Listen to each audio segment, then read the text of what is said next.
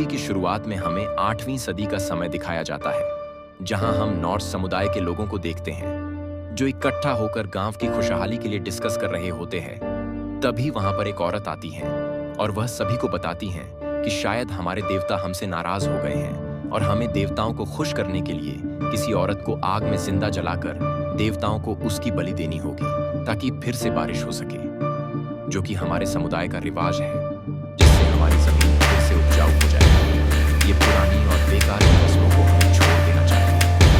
लेकिन रेडबेड की बातें गांव वालों के पल्ले नहीं पड़ रही थी और वह इस रस्म को करने की तैयारी करने लगते हैं। दूसरी तरफ हम फ्रैंकिश सेना को देखते हैं जो गांव की दीवारों के बाहर ढेरा डाले बैठे थे। तभी वहां पर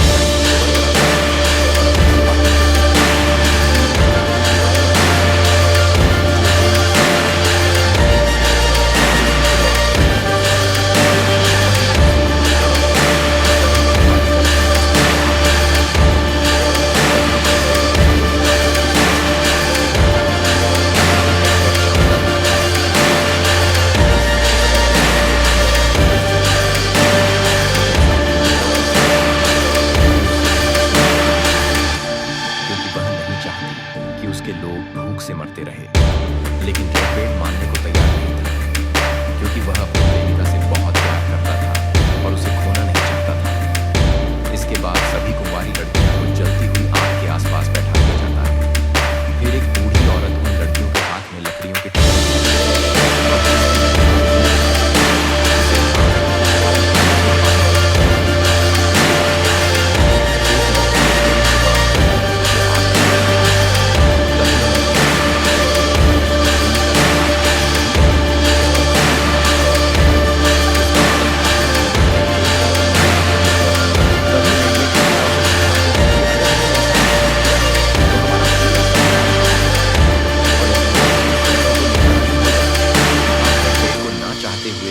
पिता की बात माननी पड़ती है।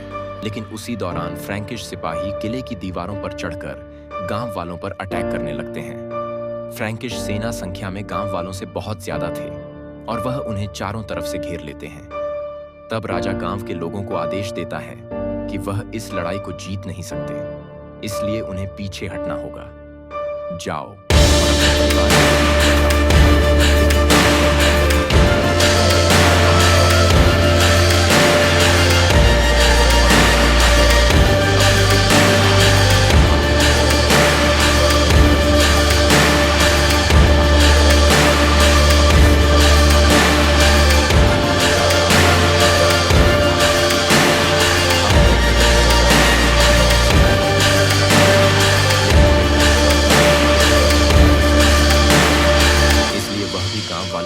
एक दूसरी जगह बसने के लिए निकल पड़ते हैं। वही अब फ्रैंकिस राजा डोरेस्टेड गांव में पहुंचता है, जहां पर उसके सैनिक गांव में रह गए बाकी लोगों को भी मार डालते हैं। दूसरी ओर रेडबेड का चाचा ईबर्ट अब नार्श लोगों का नया राजा बन जाता है और वह अपने गांव डोरेस्टेड को खोने का सारा इल्जाम रेडबेड पर थोप देता है और कहता है कि तूने हमारी बरसों की परंपरा को तोड़कर देवताओं को नाराज किया है, जिसके चलते हमने अपना राजा खो दिया और तेरी नासमझी की वजह से आज हमें दर दर भटकना पड़ रहा है। अब उस कबीले के बाकी लोग भी रेडबेड को गुनाहगार मानने लगे। इसके बाद राजा आदेश देता है कि इसने देवताओं को नाराज किया, अब वो ही इसकी जिंदगी का फैसला है। वही उसके मन में ये बात बैठ चुकी थी कि उसकी बेवकूफी की वजह से सब कुछ बर्बाद हो गया। इसके बाद रेडबेड के साथ भी उसी रस्म को किया जाता है, जिसमें रेडबेड को भी वही लकड़ी का टुकड़ा दिया जाता है जिसमें तीर का निशान बना था। इसका मतलब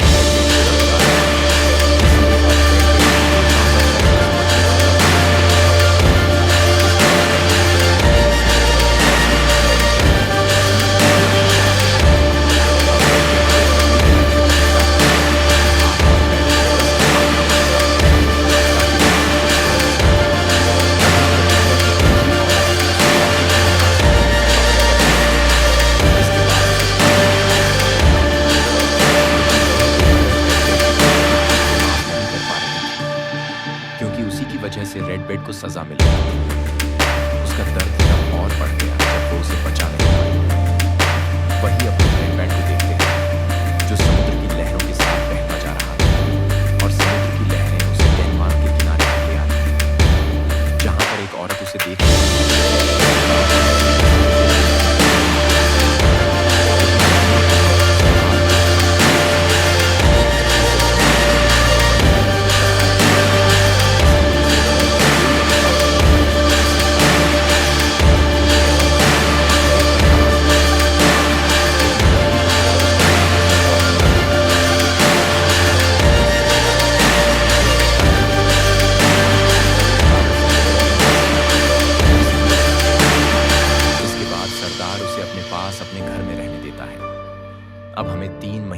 का समय दिखाया जाता है। जहां पर रेडबेड लकड़ी काट रहा था, वह हमेशा चुपचाप अपना काम करता था और किसी से कुछ भी नहीं बोलता था, जैसे उसने हमेशा के लिए मौन रहने की कसम खा ली हो। जब भी लोग उसका मजाक उड़ाते, वह चुपचाप सब कुछ सह लेता, लेकिन वो अपना नाम और जब कभी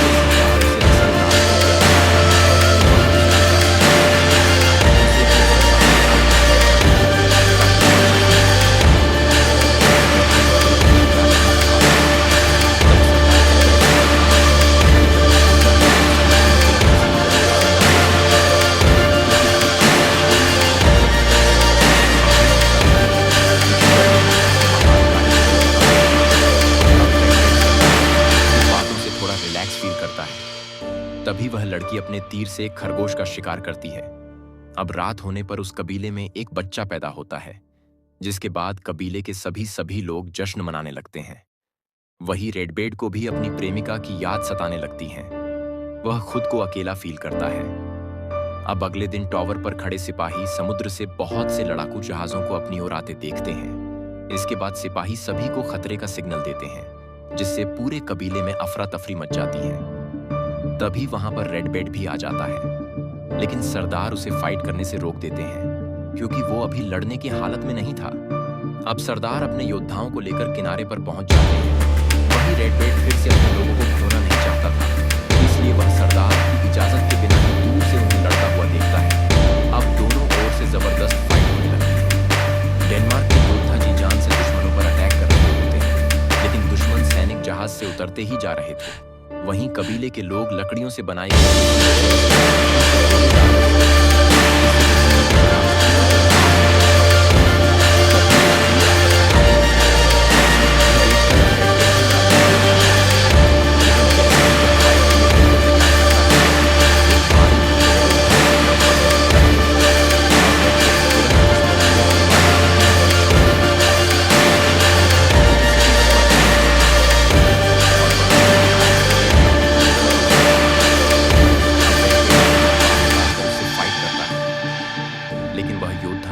उसे नीचे पटककर मारने ही वाला था कि तभी पहाड़ी से एक लड़की छलांग लगाकर उस योद्धा को मार गिराती है। ये लड़की वही थी जिसने इससे पहले भी रेडबेड की जान बचाई थी।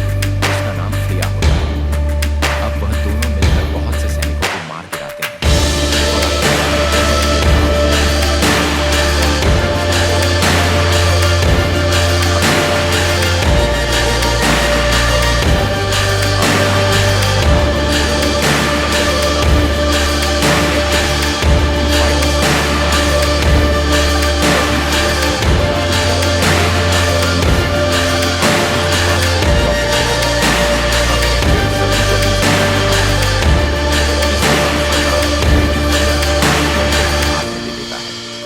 और अब वह दोनों पति पत्नी होंगे। इसके बाद रेडबेड और फ्रिया एक दूसरे के करीब आ जाते हैं, और जिन्होंने ईसाई धर्म नहीं अपनाया उन्हें मार दिया गया।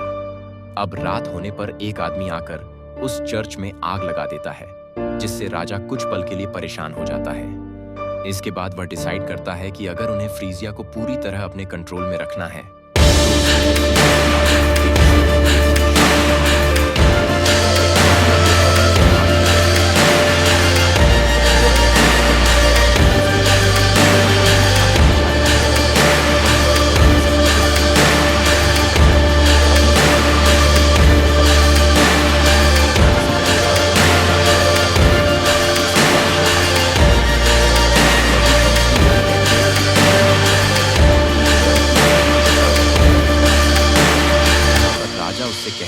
कि अगर तुम अपने लोगों को सही सलामत देखना चाहती हो तो इसके लिए तुम्हें मेरे बेटे से शादी करनी होगी।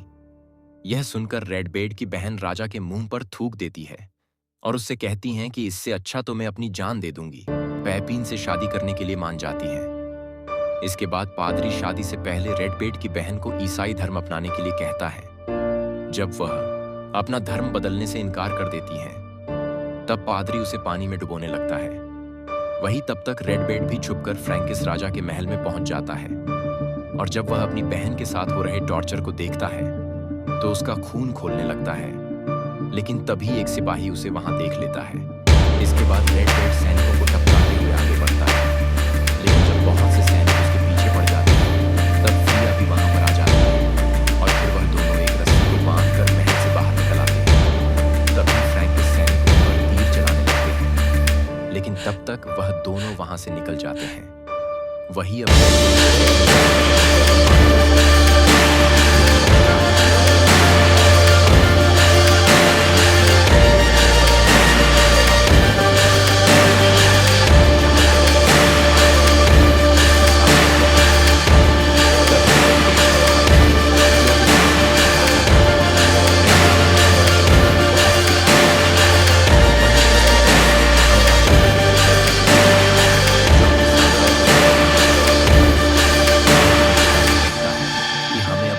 राज्यों पर आक्रमण कर देना चाहिए, जहां तक कभी रोमन साम्राज्य नहीं पहुंचा पाया।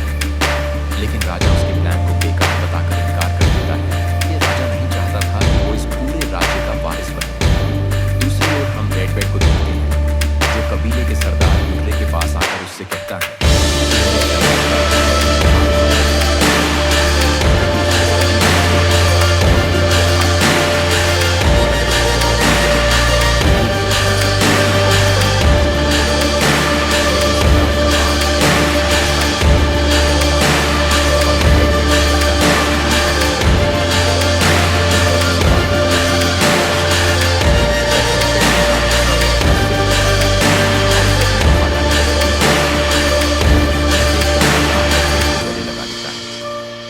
वहीं दूसरी ओर हम पेपिन को देखते हैं, जिसके दिल में अपने बाप के प्रति गुस्सा बढ़ता गया और एक दिन उसने अपने बाप की ड्रिंक में जहर मिला दिया और पूरे राज्य पर अपना कब्जा जमा लिया। जब राजा तड़प तड़प कर मर गया, तब पेपिन अपने सौतेले भाई को किले की दीवारों पर ले जाकर धक्का देकर उसे भी अपने रास्ते से हटा देता है।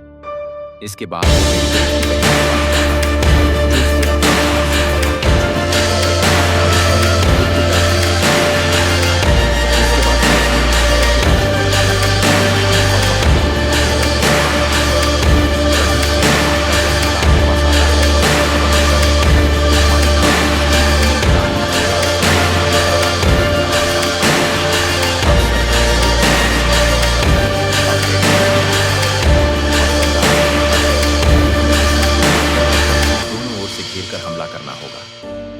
इसके बाद झुर्रे अपनी खास सेना को लेकर फ्रैंकिश सैनिकों से आमने सामने का युद्ध लड़ने निकल पड़ता है। वही रेडबैड को गुरिल्ला तरकीब अपनाकर दुश्मन को हराने की जिम्मेदारी सौंपी गई। अब रेडबैड दुश्मन के पीछे से हमला करने के लिए एक घास के मैदान में छिप जाता है। वही फ्रैंकिश सेना भी पीछे से अटैक करने का प्लान बना रहे थे कि तभी दुश्मन सेनापति को कुछ अजीब महसूस हुआ और वह पीछे हटने लगते हैं। वही अब रेडबैड मौके का फायदा उठाकर तुरंत फ्रैंकिश सेना पर तीर से अटैक करने लगता और एक एक करके सभी को खत्म कर देता है। दूसरी ओर झुर्रे की सेना फ्रैंकिश सेना से भिड़ने के लिए तैयार थी, लेकिन दुश्मन सेना की संख्या देखकर सैनिकों का मनोबल टूटने लगा। तभी रेडबैड अपने हाथ में दुश्मन सेनापति का सिर लेकर आता है, जिसे देखकर झुर्रे के योद्धाओं में जोश भर जाता है। अब रेडबैड फिर से अपनी अगली चाल चलता है और वह दुश्मन को उकसाने के लिए उन्हें गुस्सा दिलाने लगता है, जिसके बाद पेपिन अपनी एक खास सेना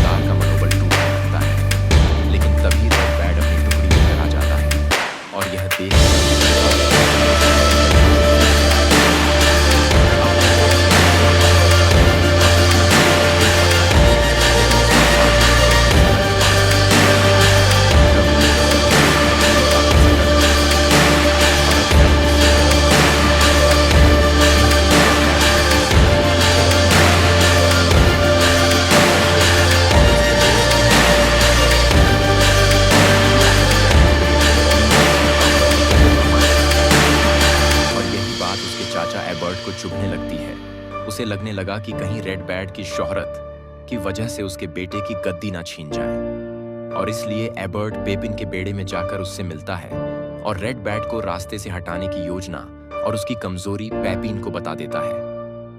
वही अब हम रेड बैड को देखते हैं जो अपनी पत्नी के क्रिश्चियन होने से परेशान था, क्योंकि जब कबीले के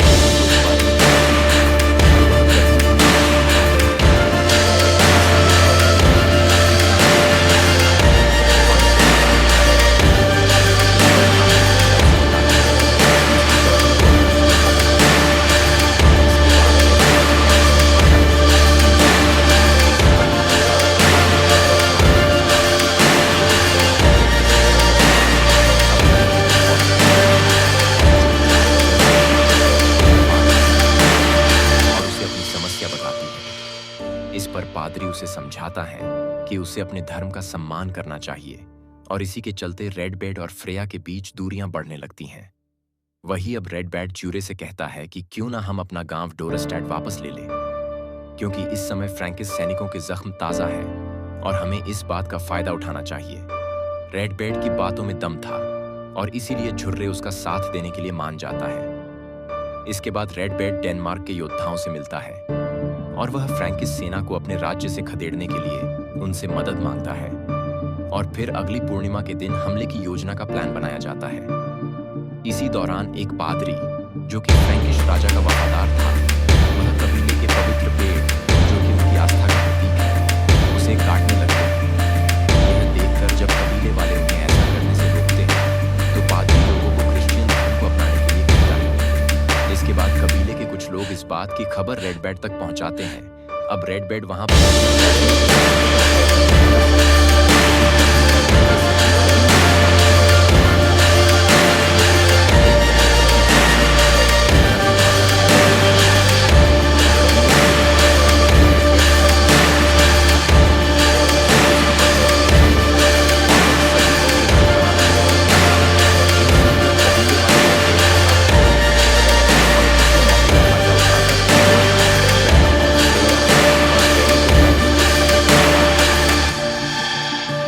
फ्रैंकिश सैनिक तीनों को बंदी बनाकर अपने साथ लेकर जाते हैं। वहीं जब च्यूरे को इस बात का पता चलता है कि उसके पिता की वजह से रेड बैड को बंदी बना लिया गया है, तब वह अपने बाप से मिल जाता है और फैसला करता है कि वह किसी भी कीमत पर रेड बैड को छुड़ा कर लाएगा। दूसरी ओर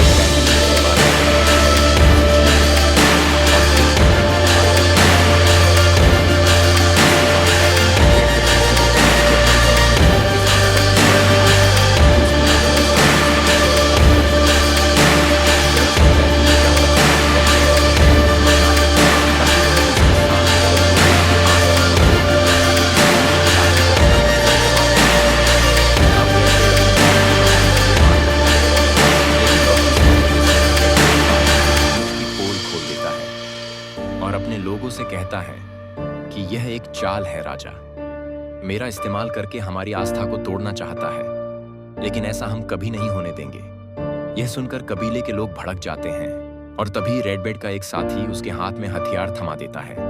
इसके बाद सरदार झुर्रे हमला करने का आदेश दे देता है। अब वहां का माहौल बिगड़ते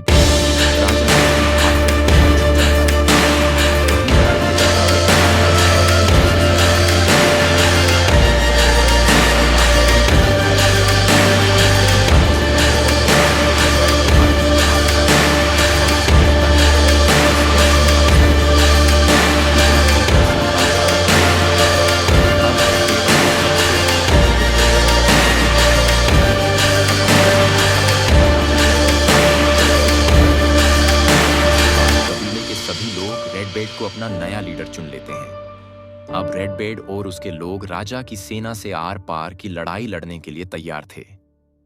अब रेड बैड चंद्रग्रहण होने का इंतजार करने लगता है, क्योंकि वह जानता था कि आज रात चंद्रग्रहण होगा, और उसने आज रात का प्लान पहले से तैयार रखा था।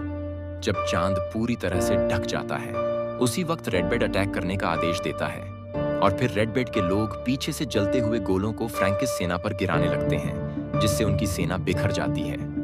अब रेड बैड और उसके योद्धा जी जान से दुश्मन सेना पर टूट पड़ते हैं और उन्हें एक एक करके खत्म करने लगते हैं। लेकिन किले के अंदर एक और फ्रैंकिश टुकड़ी छिपी थी जो पेपिन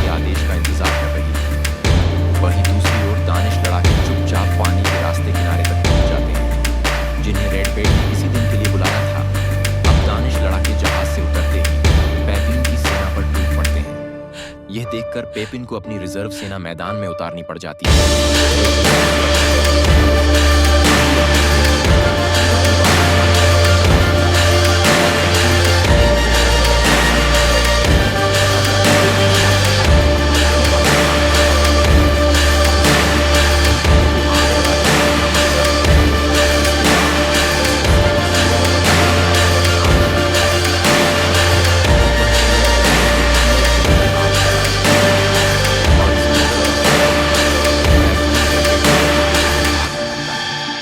लेकिन तभी रेडबेड की बहन उसे पैपीन की चाल के बारे में बता देती है। उसी समय फ्रेया पैपीन की दासी के घोड़े का पैर काट देती है, जिससे घोड़ा गिर पड़ता है और अब फ्रेया अपने बेटे को उठा लेती है। अब रेडबेड पैपीन पर अटैक करने लगता है और उन दोनों के बीच जबरदस्त फाइट होने लगती है।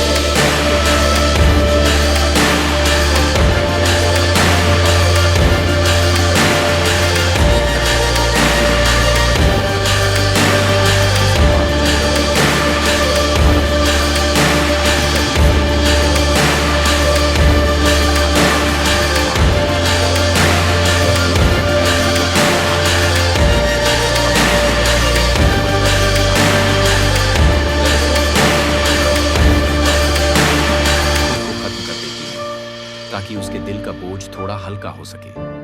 और दूसरा कारण, इस लड़ाई में उसका पति भी मारा जा चुका था, इसलिए उसके जीने की कोई और वजह नहीं बची थी। लेकिन रेडबेड ने इस लड़ाई में बहुत कुछ खो दिया था। इसके बाद रेडबेड और कबीले के बाकी लोग फ्रेनी का अंतिम संस्कार करते हैं और इसी के साथ यह शानदार मूवी यहीं पर खत्म हो जाती है।